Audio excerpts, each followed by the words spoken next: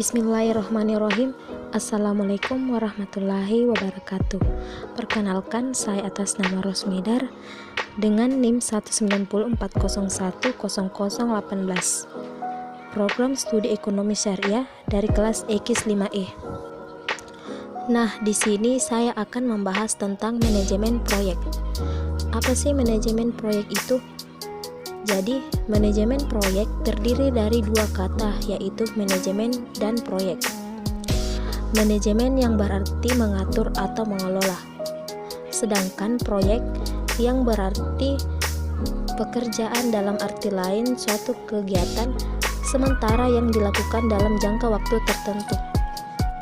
Nah, jadi manajemen proyek yaitu tentang bagaimana mengatur atau mengelola semua yang terlibat dalam suatu proyek pekerjaan dengan benar untuk mencapai tujuan yang diinginkan.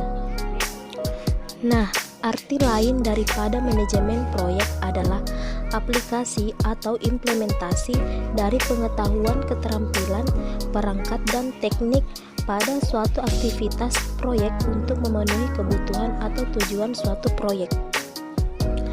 Sedangkan dalam buku Budi Santoso, manajemen proyek adalah aplikasi pengetahuan, keterampilan alat, dan teknik dalam aktivitas-aktivitas proyek untuk memenuhi kebutuhan-kebutuhan proyek.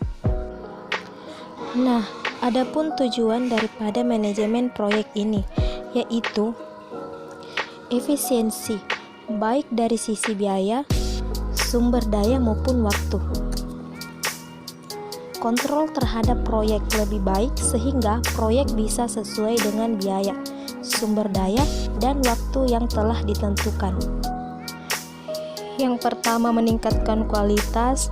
Yang kedua, meningkatkan produktivitas. Yang ketiga, bisa menekan risiko yang timbul sekecil mungkin. Dan yang keempat, koordinasi internal yang lebih baik. Meningkatkan semangat, tanggung jawab, serta loyalitas tim terhadap proyek, yaitu dengan penugasan yang jelas kepada masing-masing anggota tim. Nah, selanjutnya mengenai fungsi manajemen proyek. Yang pertama, fungsi perencanaan atau planning. Fungsi ini bertujuan dalam pengambilan keputusan yang mengelola data dan informasi yang dipilih untuk dilakukan di masa mendatang, seperti menyusun rencana jangka panjang dan rencana jangka pendek. Nah, yang kedua, fungsi organisasi atau organizing. Fungsi ini bertujuan untuk mempersatukan kegiatan manusia yang memiliki aktivitas masing-masing yang saling berhubungan dan berinteraksi dengan lingkungannya dalam rangka mencapai organisasi. Nah, yang ketiga, fungsi pelaksanaan atau actuating. Fungsi ini bertujuan untuk menyelaraskan seluruh pelaku organisasi terkait dalam melaksanakan kegiatan atau proyek seperti pengarahan tugas serta motivasi. Nah, yang keempat, fungsi pengendalian atau controlling.